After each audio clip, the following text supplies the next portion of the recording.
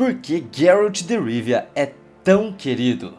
Nesse episódio discutiremos sobre o carisma de Geralt da nova série aclamada The Witcher. Por que, mesmo não sendo amigável, Geralt é tão querido? Afinal, o que é carisma? O que é melhor, ser como Geralt ou ser como o bardo que ele acompanha? Seja bem-vindo a mais um episódio de Lição Nerd.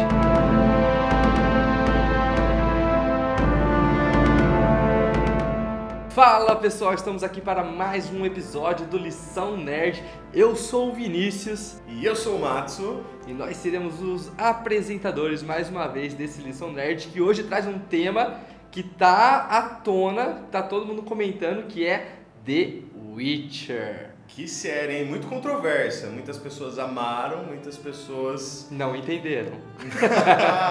Ninguém tinha comentado comigo a sequência. Quando eu fui assistindo, eu fiquei confuso. Mas depois que você entende as linhas temporais, fica bem mais fácil de assistir. Eu só fui entender lá pelo episódio 4. Até então eu tava achando legal, mas não tava entendendo nada. Aí eu fui pesquisar e falo, não, são 3 linhas temporais. Falei, tudo fez sentido. Agora eu entendo porque que as pessoas gostam. Mas falando sobre The Witcher, então, estamos aqui com o Matsu, que ele é o expert em comunicação, professor de oratória, sabe tudo sobre comunicação. E dentro de comunicação tem um tópico que é muito interessante, que é carisma. E é muito engraçado, porque o Geralt de Rivia, ele não é, assim, vamos dizer, não é uma pessoa muito amigável. Porém, ele é tão querido, todo mundo que conhece ele gosta de estar com ele. E essa é a primeira pergunta. Por que, ainda que ele não seja uma pessoa amigável, por que as pessoas gostam de estar com ele? Isso é uma coisa muito engraçada, porque o perfil dele não é o perfil de uma pessoa carismática. O perfil de uma pessoa carismática é aquela pessoa legal, aquela pessoa normalmente comunicativa, que as pessoas gostam de estar perto. Ele é uma pessoa fechada, uma pessoa fria, uma pessoa que não se comunica, que faz muito e pouca comunicação. Agora, por que as pessoas gostam tanto dele? Eu acho que muito está conectado com as pessoas conhecerem ele melhor e perceber que essa imagem que ele transparece não necessariamente é quem ele realmente é. Quem não conhece ele normalmente tem um preconceito com Witchers no geral, né? Todos os Witchers sofrem um preconceito porque eles são praticamente comparados... Sem emoções, né? Sem emoções, porque eles perderam as emoções, eles são como se fossem monstros, como se fossem aberrações. Então tem um certo preconceito. Quem normalmente gosta mais?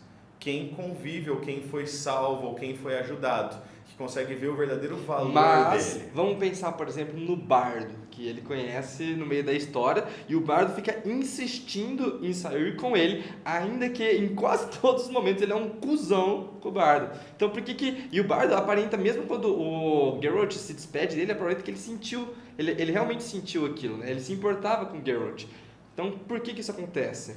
A gente tem em carisma, tem várias formas de construção de carisma. Mas de uma forma geral, para ficar mais fácil, a gente fala que tem 2 tipos de carisma. Tem o carisma alfa e o carisma beta. O carisma beta é aquela pessoa que é likable, aquela pessoa que você gosta de estar junto, aquela pessoa que você quer chamar para um churrasco, porque a companhia dessa pessoa é agradável. Esse não é o Geralt. O Geralt tem um carisma mais alfa, um carisma mais... É baseado na autoridade dele, é baseado no fato dele ser um Witcher forte que consegue fazer coisa que pessoas normais não conseguem, e aí cria o carisma alfa. O carisma alfa não é aquela pessoa que você quer estar perto. Carisma alfa é uma pessoa que você gostaria que gostasse de você. E aí o bardo passa nisso o tempo inteiro. Várias vezes ele tenta agradar o Geralt. Buscando aprovação, buscando alguma coisa. Ele vai atrás da aventura, mas ele cria uma conexão de, poxa, ele dá banho no Geralt. Então é uma conexão muito, muito forte. E ele busca isso de... Mas, por exemplo, na série, tem alguém que se enxerga que seria mais esse carisma beta? O próprio bardo. O bardo é likable, ele é comunicativo, tudo bem que ele é meio... Ele dá uns migué, ele passa a perna numa galera... Pega a mulher da galera da nobreza, mas fora isso ele é um cara muito comunicativo, é um cara likable, alegre, energia alta. Esse é mais beta, é uma pessoa que você quer que esteja com você, é um carisma gostoso de ter perto do seu ciclo de amigos. O Geralt é super frio. Mas, por exemplo, se o Geralt não fosse foda, fosse esse bruxo foda que ele é, que derrota todo mundo, tudo mais, e ele mantivesse esse mesmo carisma, essa mesma personalidade, as pessoas iam continuar gostando dele ou ele aí sim seria taxado de cuzão? Aí sim, acho que é perfeito, acho que essa é a análise. O fato dele ser forte e conseguir ser um herói para muitas pessoas, coloca ele num patamar de admiração. Ele se torna um sobre-humano, ele tem resultados. Tem uma frase famosa no mundo do empreendedorismo que é: a diferença do gênio e do louco é o resultado. Então é mais ou menos isso. A diferença do carismático, do cuzão carismático, tipo um Tony Stark, que nem retomando o primeiro episódio, um cuzão carismático e um cuzão que é só cuzão mesmo, às vezes é o fato de ser foda. Quando a pessoa é foda, ela ganha autoridade que justifica ela ser cuzona.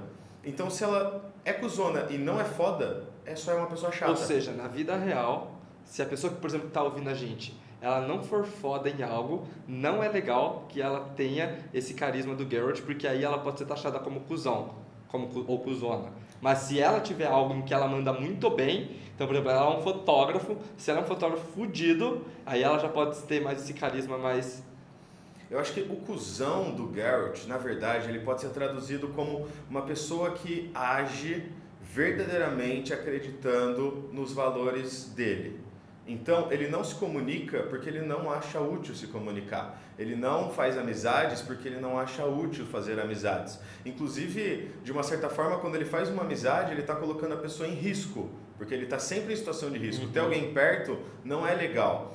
E as pessoas que percebem que ele segue esses valores... Não, mas aí até aí ele poderia ser, tipo, achar que não deve fazer essa amizade, mas ele poderia ser gentil com a pessoa, poderia ser legal com a pessoa, mas ele não é muito, ele meio que caga pras pessoas. Ele salva, mas salva cagando. Então, por exemplo, no casamento, quando ele é convidado lá pro pedido de casamento da filha da rainha, ele vai e ele quer, por exemplo, o pessoal tá discutindo, como que é o monstro? Um cara tá falando que o monstro é de um jeito, outro cara tá falando do outro, e o Geralt sabe que os dois estão mentindo. E ele vai falar que os dois estão mentindo, tipo, tá errado, não é assim, assim, assim, assim. Mas ele ainda tem um senso de, não quero arrumar confusão. Acho que esse é o real dele, ele não quer arrumar confusão. Então ele fala, talvez existam monstros diferentes por aí que eu não conheço. Então ele dá uma esquivada só para não entrar em discussão. No geral, ele quer ficar na dele.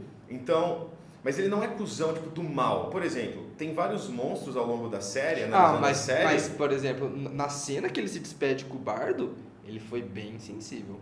Ele é frio, ele é objetivo, ele é direto. Se fosse uma análise DISC, ele seria um D, uma pessoa bem objetiva que quer as coisas rápido.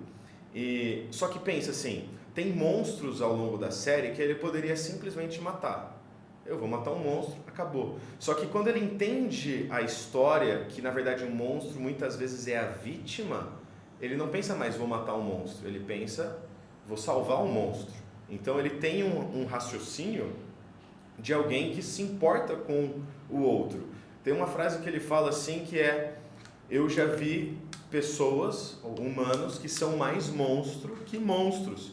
Então, no caso do episódio do dragão, ele foi chamado justamente por isso, porque ele entende que não é só porque é um monstro que ele tem que matar. Eu lembro que aparece um bichinho lá, inclusive foi o Bardo que viu, um bichinho que era fofo, mas quando levanta é um monstrão. Aí o cavaleiro lá doidão vai lá e já corta a cabeça. E o Geralt fala, esse bicho é inofensivo, não precisava ter matado ele. Era só ter dado uma maçã que ele ia embora. Então ele não é assim, pau no cu de todo mundo. Mas ele é fechado, ele é na dele. Em relação a sentimentos, quando ele se despede, ele é objetivo. Tipo, não quero mais você comigo, ponto Mas final. se a gente for fazer uma analogia com a vida real, geralmente as pessoas falam, você tem que ser extrovertido, você tem que conversar, você tem que ser conversativo, sei lá, amigável. O que, na sua percepção, é melhor? Ser essa pessoa mais que conversa, que é legal de estar junto, que é aquele amigão, ou ser mais esse Geralt da vida? O que é melhor? Qual é a diferença entre, na vida real, você ser de um tipo ou de outro? Olha, na vida real, a melhor opção que uma pessoa tem é buscar um carisma mais beta, um carisma mais likable, ser uma pessoa gostável. Como que você faz isso normalmente?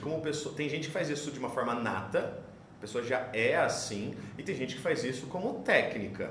Técnica para convivência, técnica para amizade e tudo mais. Qual que é a diferença? O alfa, ele realmente não se importa com os sentimentos do outro, não se importa como o outro vai estar.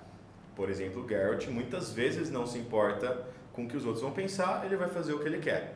O beta, ele às vezes faz o contrário, ele coloca os outros às vezes num patamar mais elevado e assim a pessoa se sente bem. É legal ter um beta do seu lado, alguém que usa esse carisma, porque essa pessoa se preocupa em te fazer se sentir bem. E o alfa não tá nem aí.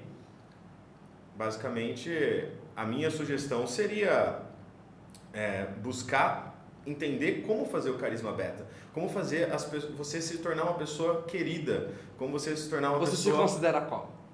Eu considero que assim...